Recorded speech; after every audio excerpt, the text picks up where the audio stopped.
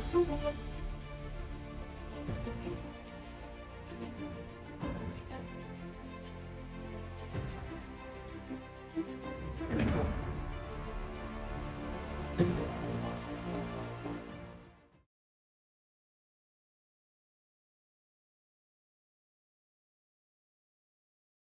important thing is not so much of the joint replacement, but these patients, depending on what kind of dental treatments they're getting, they may or may not need to have antibiotics prior to dental treatment. So what constitutes a need for dental prophylactic antibiotics prior to dental treatment is the type of dental treatment they're getting.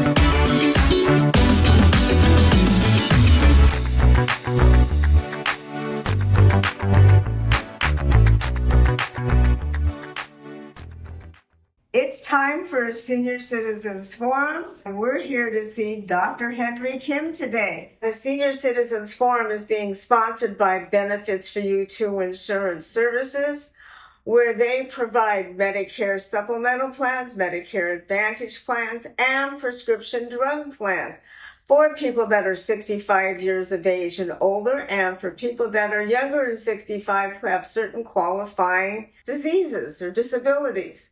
Today, I'm here with Dr. Henry Kim, who is part of our series that we've been doing once a month. So welcome back to the Senior Citizens Forum, Dr. Kim. Well, Janice, thank you for welcoming me back or inviting me back to your show. Just a little bit about Dr. Kim's background. Dr. Kim has been a dentist for, since 97, so that's in 1997, so almost 30 years. Oh my God, time flies, right? Yes. I know you have practiced dentistry in Florida.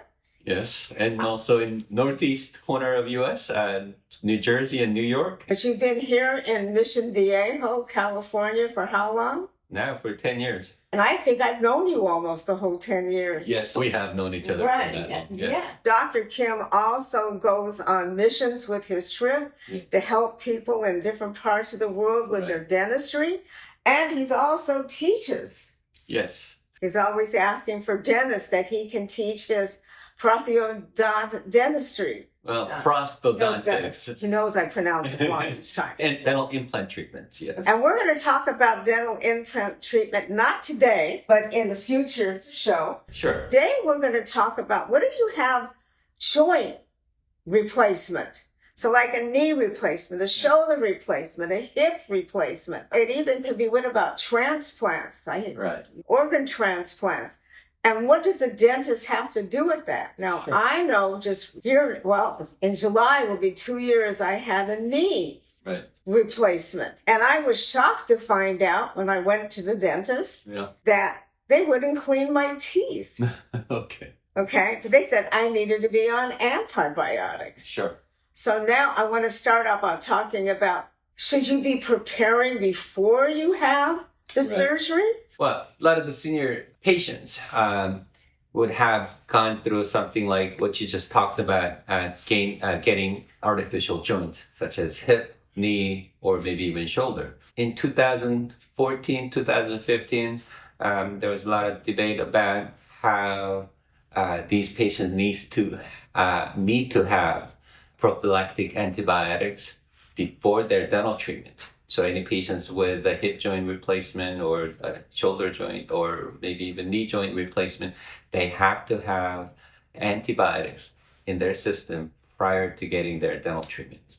Now, there has been a lot of debate about whether that's beneficial for patients or not, but that's what the protocol said back then. And a lot had changed, but the important thing is not so much of the joint replacement, but they have these patients, depending on what kind of dental treatments they're getting, they may or may not need to have antibiotics prior to dental treatment. So what constitutes a need for dental or prophylactic antibiotics prior to dental treatment is the type of dental treatment they're getting. So if they're getting simple cleaning and their mouth is relatively healthy and not bleeding so much from the gum, they may not need antibiotics prior to the cleaning. But if they're going through more extensive dental treatments such as gum surgeries or maybe even implant surgeries, that may cause a lot of bleeding and introduce oral bacteria into the bloodstream, then they may consider getting the antibiotics prior to their treatment. Now, all these has to be has to be talked about or have a consultation with their MDs and their dentists together so that they can decide what will be the best protocol for them.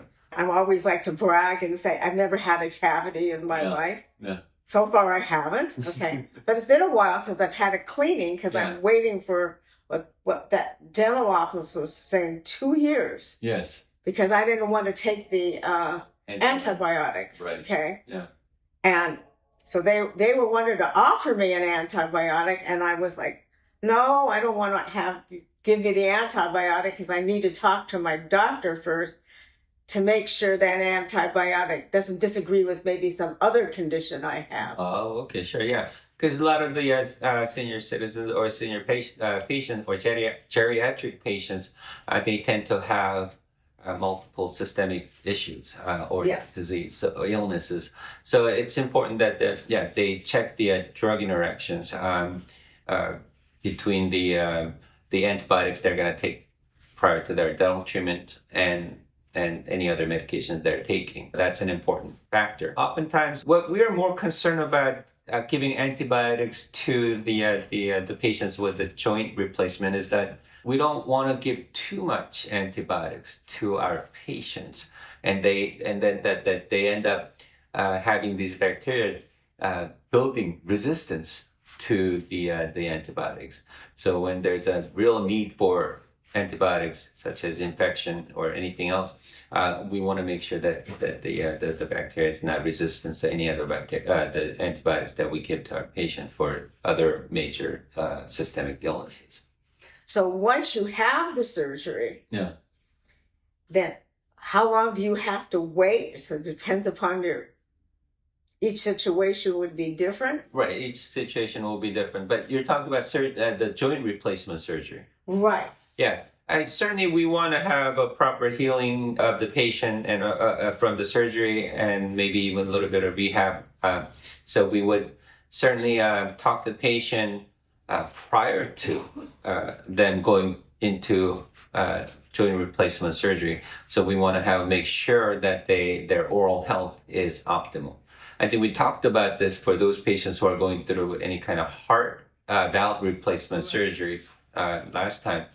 They want to have clean teeth, healthy gum, and optimal oral condition so that prior to going through the surgery, so that they can go through their surgery and rehab without worrying about their mouth becoming a source of bacteria into their bloodstream. Yeah, because I know you don't think about the bacteria from your mouth. Yeah. Traveling to your knee joints or your shoulder joints or your heart valve. Right. Okay. Right. I'm picturing something that's plastic. Right. They don't have the same, the right words.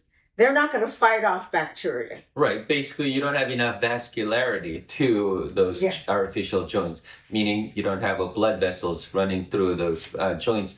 That's why the protocols for those patients with artificial joints was to have a prophylactic antibiotics prior to dental treatment. And that was strongly recommended by the orthopedic surgeons in maybe 2015 or even prior to that. But now it's very debatable. They really have done enough of research to say there may not be enough benefits for having the antibiotics in their system prior to dental surgeries or dental treatments. But yet, we still run the risk of infection in the artificial joint. Anyone with the artificial joints going through dental treatment should consult with the dentist and make sure that this is the treatment they're receiving is not something that's going to involve a lot of bleeding. I think last time we talked, I said, yeah, we do need to have the antibiotics prior to dental treatments for those patients with the artificial joint, but it's not absolute need. But if you're having, let's say, extraction, and your mouth is in a poor oral condition or health, then it's not a bad idea to have antibiotics prior to the extraction. You need antibiotics anyways, even after the extraction, just to avoid any kind of infection from the having the tooth pulled. There has to be good enough of understanding of how healthy you are, systematically and also orally, prior to getting the dental treatment, so that you can decide whether you need the antibiotics or not. Yeah. But because I know it was something I never thought about. Okay. But what if, let's say I have to have a root canal. Yeah. And that infection, because you know that the root has been infected. Sure. That infection is going to go through the rest of the body? Sure. Obviously, your body naturally will defend against the infection by forming a cyst. For example, what you just talked about, if you're going to have an infection in the root, oftentimes the body will collect the infected materials within the tooth, and it will collect it at the tip of the root, and that's why you actually need a root canal. You have to go through the tooth, go through the root canal in order to get rid of the bacteria that's built up at the inside the root canal. But oftentimes your body will form a cyst to kind of collect it, and so that it doesn't spread. But when you're getting the root canal treatment, that cyst could burst, and it could allow the bacteria to get dispersed into your bloodstream.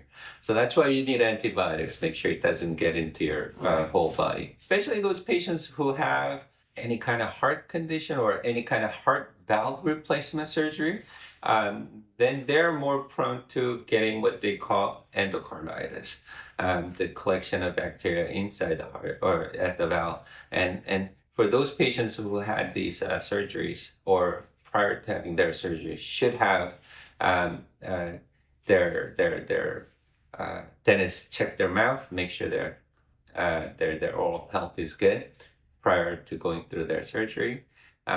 Or if they have gone through the surgery, they want to make sure they have prophylactic antibiotics prior to their dental treatment, so that they don't run a risk of getting the endocarditis. So if you don't want to take antibiotics, okay, so like me, I've elected not to take antibiotics, so I haven't had my teeth cleaned. Right. Okay, and I'm really desperate to have my teeth cleaned. Right. Okay, so is there a period of time that you have to wait between having your teeth cleaned, depending, say your gums are healthy?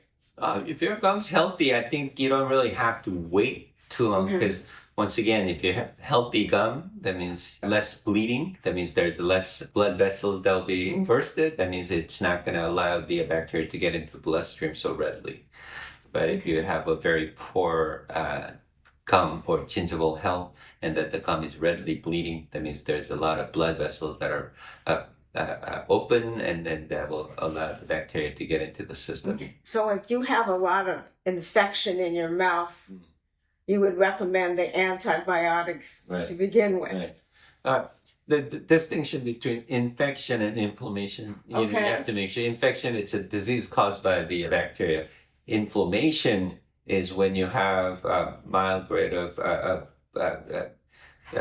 sort of a healing process. You have maybe collection of plaque and bacteria in and around the tooth, and that causes your body to react to that, and then send a lot of blood to fight against the bacteria that's accumulated. And when you have that, you have what we call the inflammatory reaction or inflammatory response. That means there's a lot of blood getting into the gum to defend against these bacteria to cause infection.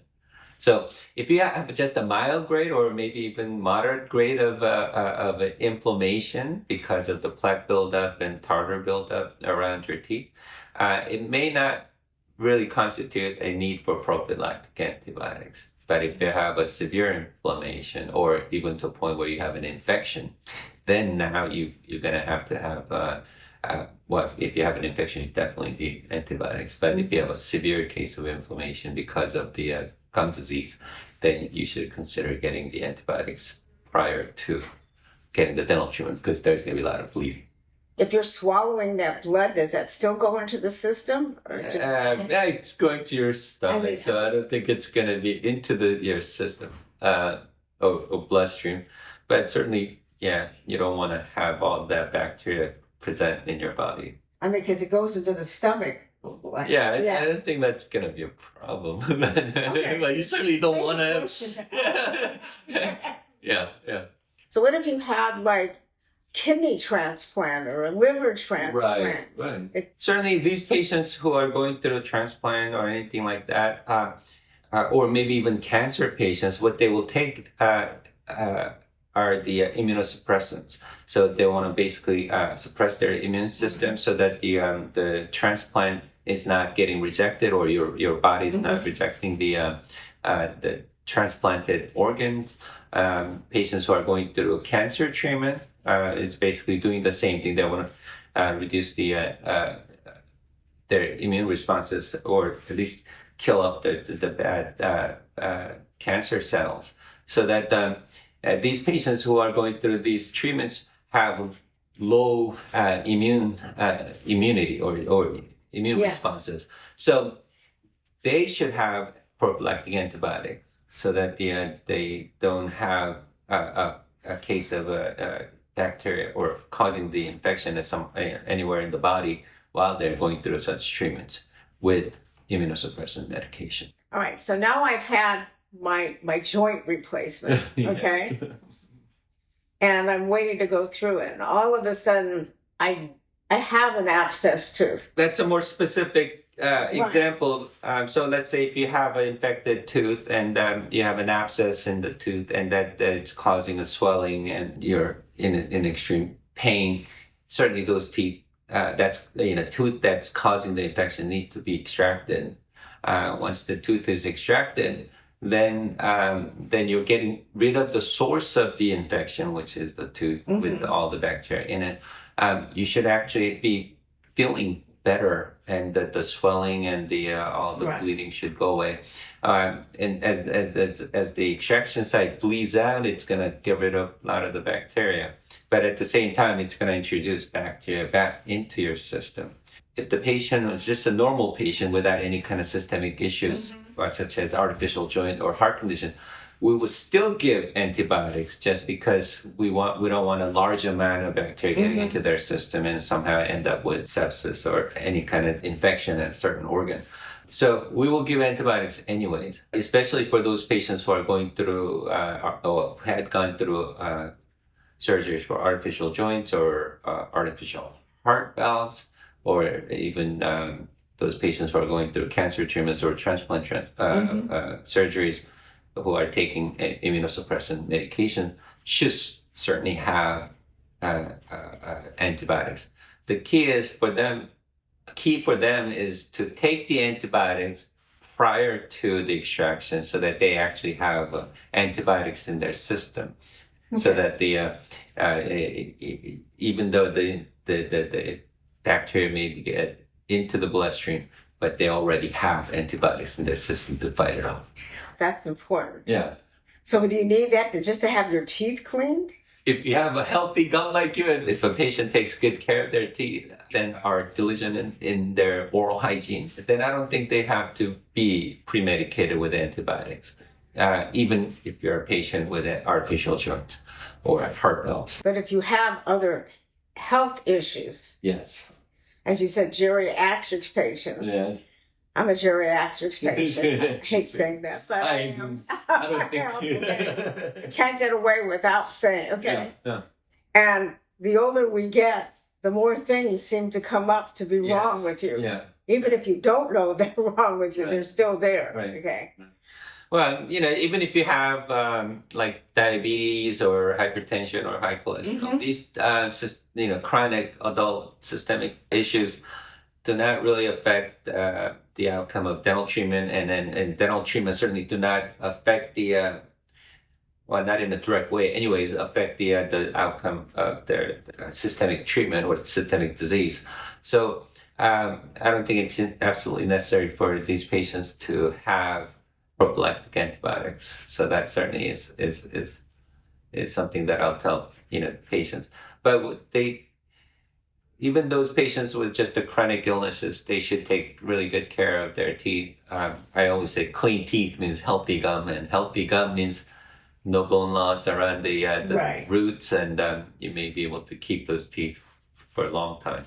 So that's what I would recommend. Just make sure that they're keeping up with good hygiene, oral hygiene at home, and they should visit their dentist regularly to make sure they have their professional cleanings so that they don't accumulate too much plaque and tartar in between cleanings. That's so important. Yeah. Because a healthy mouth just feels better. Yes. At least that I feel like when I get in there and I'm flossing or I go around. Yeah.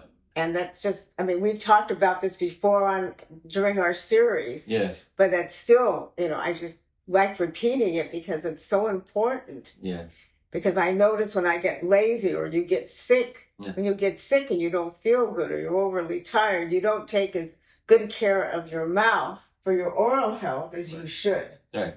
At any given time, I'll say you have maybe mild grade of gingivitis. That's simply because you always have a presence of bacteria, virus, or some other organisms that are present in your mouth. Mm-hmm. So you cannot get rid of every single microbes that are present in your mouth. They're going to always be there. Some are good and some are bad. The bad ones are the ones that are causing dental decay and gum disease. What you're trying to do is keep the bacterial count is low enough that it's not causing the disease. We always say that the dental decay or gum disease is an infectious disease. That means that they're caused by the bacteria, the bad bacteria. So if the bacterial count goes up, then you have a higher chance of this disease occurring in your mouth. And so by just simple mechanical removal of plaque and bacteria from your mouth, that is by brushing your teeth, flossing. Nowadays, we even recommend water pick because you can really get in between teeth. The space in between teeth is where you have a lot of plaque and bacteria buildup. So sometimes the flossing is not enough. So that means you're going to have to kind of use the water pick to flush out these microbes. So just make sure that you're having a good hygiene at home will certainly allow you to have your teeth for a long time. Sometimes you're real tired at night or Yes. or you overslept and you're going to run out the door. Mm-hmm. But I always think when I don't brush my teeth in the morning, my whole day is rough. Yes. I'm just like, oh my God. Yes. Well, it's like, if you didn't shower for some time, Right. you feel the kind of dinginess that you have on your And to me, your teeth feel, Yes. they feel dirty. Dirty, yes. So that's why you want to, we recommend at least, brushing at least twice a day. First thing in the morning, last thing before you go to bed. And as you said, if you're really tired at night, as your body rests, the rest of the organs rest as well. That means even your salivary gland will have a reduced function. That means there will be less salivary flow throughout your mouth, and that means it's not going to cleanse the bacteria off from your teeth or from your oral cavity, and so in the morning when you wake up, you will have actually more accumulation of bacteria in the mouth. That's why the first thing in the morning you should brush your teeth. And always hydrate your body, and in turn that will allow you to have a better salivary flow, and that's going to make sure that your teeth are getting cleansed up with the saliva. I know I'm a little bit of a crazy person because I'll take, I have a mirror that's times 15 magnifying, and I'll think, I did a really good job brushing my teeth, but then I look in the mirror and I'll go down, I go, you didn't do a very good job. And so then I get in there with the floss or a little thing, and because there's different little instruments you can get to help clean it out. Yeah, we talked about getting what we call the interproximal dental brush, and that is a little toothpick with bristles at the tip, so that you can go in between teeth to clean. Certainly, floss is what we are strongly recommend, but sometimes thin wax strip of floss doesn't really remove plaque or food in between teeth.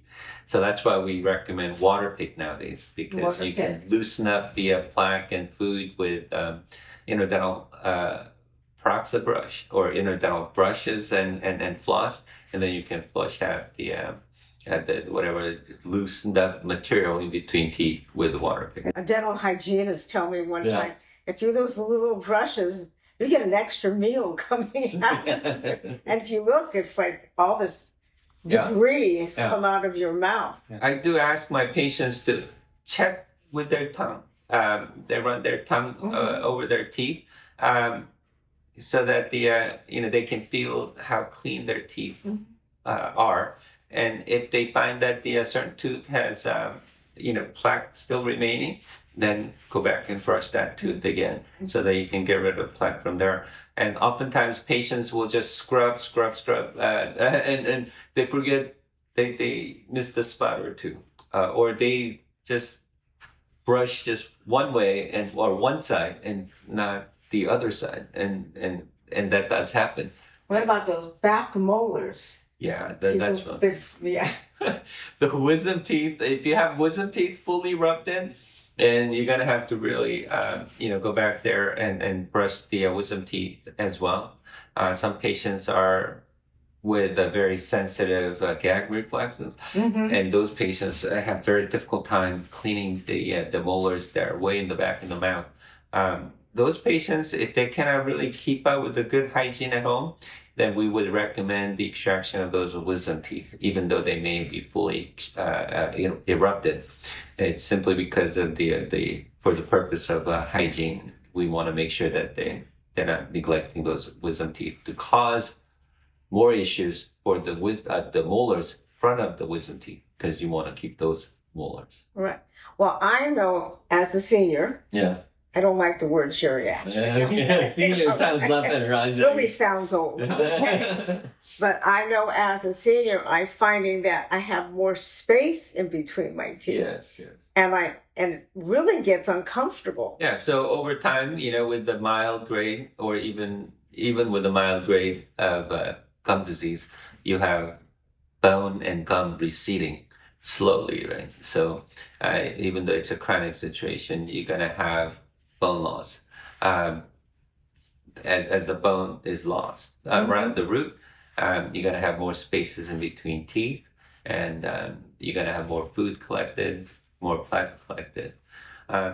Nowadays, even with, a lot of patients have implant crowns, implant placed in their mouth, and because their titanium root, artificial titanium root, they're not going to have to worry about dental decay or implants getting decayed, but they certainly will have to worry about the gum disease around the implant. So even if you just think that because they're not going to have to worry about dental decay around the implant crowns or implant prosthesis, they still have to make sure that they visit their dentist regularly to clean around the implants.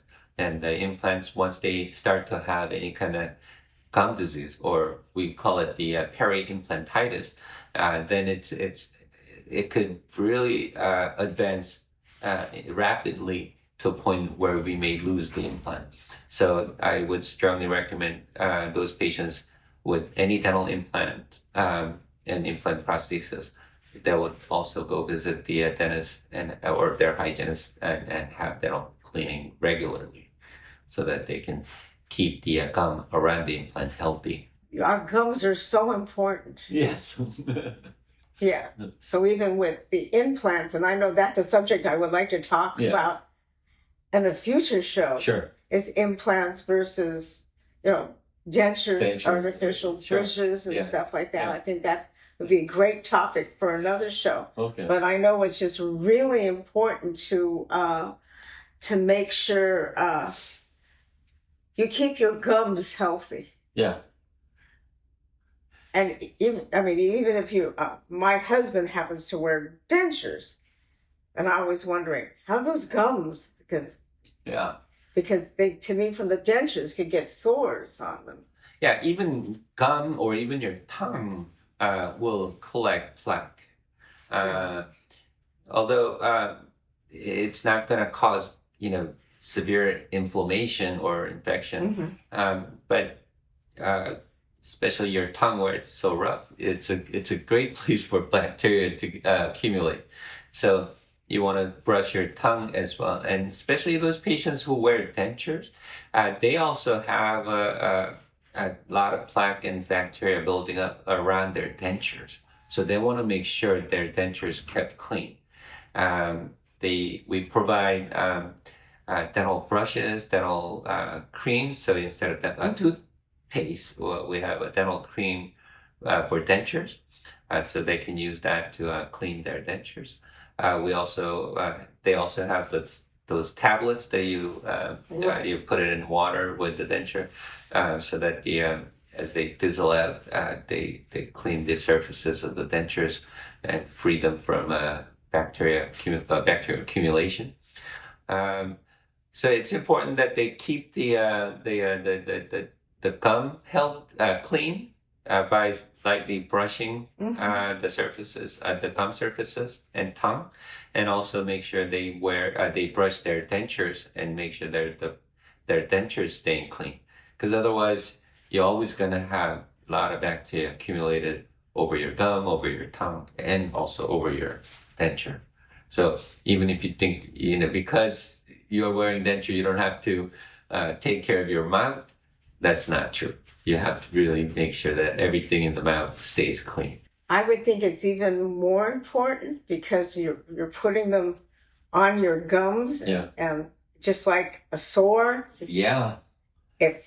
It's still right. That's a good point, Janet. Yeah. Oftentimes, food will get underneath, and if it's something that is sharp or rough, it can actually cause the laceration of the gum by having the denture rub against the gum. Yeah, have the denture rub against the food against the gum. I think the word I want to use is abrasion. Yeah, okay. Abrasion. You're causing that sore to form on the gum. You're right. You're not going to feel it on the denture, but the gum is going to feel it. Normally, it won't cause infection, but it would cause enough of abrasion to cause inflammation. That means now you have a lot of blood rushing there, and you have a loose tissue and maybe blood vessels that are broken, and thus now there's higher chance that the bacteria can enter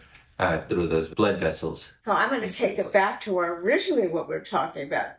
So that infection would also go to, if you had an artificial joint, a heart valve, that's going to affect that. Potentially, yes. Potentially. So, you may not have to take the antibiotics every time that happens, but certainly you want to clean your mouth, clean the denture, clean any implant prosthesis, so that there will be minimal to no plaque accumulation, so you don't introduce bacteria into those sores. Certainly, you want to allow the sores to heal quickly. So by, of course, not rubbing it against, not wearing the denture for a little bit so that it doesn't rub against the abrasion or laceration. And maybe you will have to do a little bit of warm salt water rinse sort of to bring once again, the bacterial count down so that you don't have a whole lot of bacteria in your mouth getting introduced back into your blood system. So that's a good point.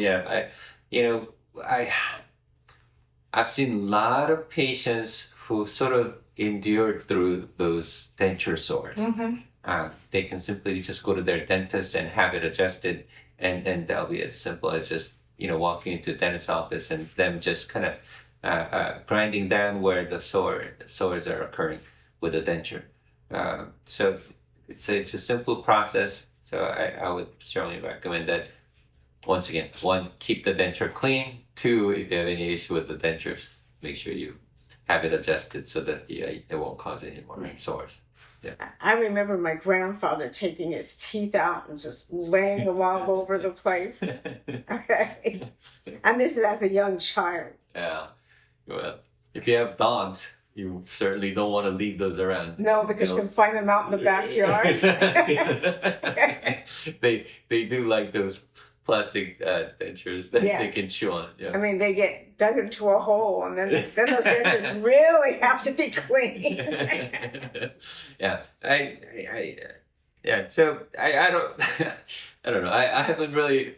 I heard stories like that from my patients, but yeah, they do fairly good job of keeping their I know what my keeping their husband. dentures away from their tongue. Yeah, if my husband is watching this, he'll be embarrassed because I know I had a dog. She since passed away, but he leaves the dentures everywhere, and he'll go, "Where are my dentures?" And I'm going, maybe in the backyard. Sure enough, that's where they were. Yeah. It's not her fault. It's your fault. Yeah.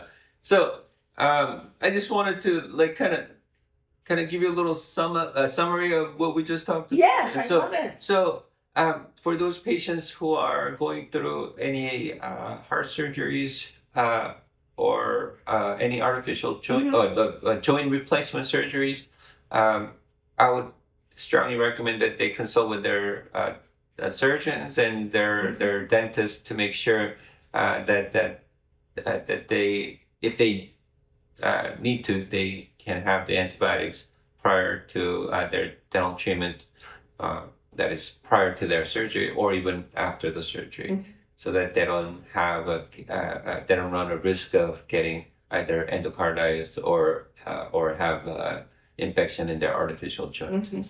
But it all depends on what kind of dental treatment they're getting. If the dental treatments, will have a lot of bleeding involved, then that's the kind of procedures that you want to certainly take the antibiotics prior to the dental treatments. If you have a healthy mouth, healthy gum, and don't have a lot of bleeding during your dental procedures, whether it be cleaning or fillings or crowns, anything like that, then you probably don't have to take the antibiotics. Some patients do choose to do so because out of abundance of caution, but it's not an absolute necessity to say that. So when you're talking here, I can remember the doctor, and I can't remember which doctor, probably the orthopedist, say, we want to look inside your mouth. Yeah. But if you did have problems, they're going to refer you back to your dentist. Yes. I work closely with TAVR surgery office. These are the surgeons who provide heart valve replacement, and they always have their patients come to the office to have their clearance from the dentist and from me, obviously. And we want to make sure that they're going to have a clean mouth prior to the surgery, so that they can not only go through the surgery without any kind of worries, but they will also have a clean mouth throughout their rehab period. Because oftentimes they have to go through rehabilitation period for almost 3 months, and during that time they're not to have any kind of dental treatment, or maybe even up to 6 months. And so you want to make sure that these patients have a clean teeth, healthy gum, healthy mouth. Yeah, so that'll be something they have to make sure they go through. So you want to make sure that your gums are healthy, so you can enjoy that artificial joint. Well, oftentimes the mouth is a window to your overall health. So if you have not so healthy body, oftentimes your mouth will tell. And for example, like if you're deficient of vitamin C, you have like scurvy or something like that. Or if you have red tongue, it may be a sign of anemia. Having a healthy mouth actually is a good indication of how healthy you are overall. So I always say having an optimal oral health is for the optimal overall health. Yes. Okay, well, thank you very much. Thank you, Janice. You always provide such great information. Dr. Kim, we're going to have his information if you live in the Orange County area of California, okay? Dr. Kim is located in Mission Viejo. We're going to, as always, have how to contact Dr. Kim. Sure. Okay? Always, you can call him if you can't get a hold of him and you want to be referred to him, you can always call me. Yeah. I'm always asking now for people to put comments. If you have any comments, I'll find them and forward them over to Dr. Kim. Thank you. And we would love the comments, okay? Because this is posted on E360 TV. We're posted on several different TV outlets. And we're on Facebook, Instagram. So please, if you have any comments, even YouTube, we would love to have those comments. Sure. So thank you, Dr. Kim. No, thank you, Jen. This has been a pleasure as always. We always have fun. I like coming here. We've done it a little different for the first couple of shows in the Sure. series, but I like being back in your office because I think it's you have a very pretty reception area that we're sitting in here. Thank you, So Jen. thank you very much, and please look forward to our next series. Yes. Okay, not our next series, our next episode. Yeah, next okay? episode, maybe we can talk a little bit more about dental implants. I would love to talk about dental implants, especially versus bridges versus dentures. Sure. I would love that. And of course, we will always emphasize why you need to keep that cream prophylactic, how important it is for your whole body's health. Yes. Thank you. And I like to call this a little bite of oral health that we're talking about. Okay. Thank you, Jen. All right. Thank you very much.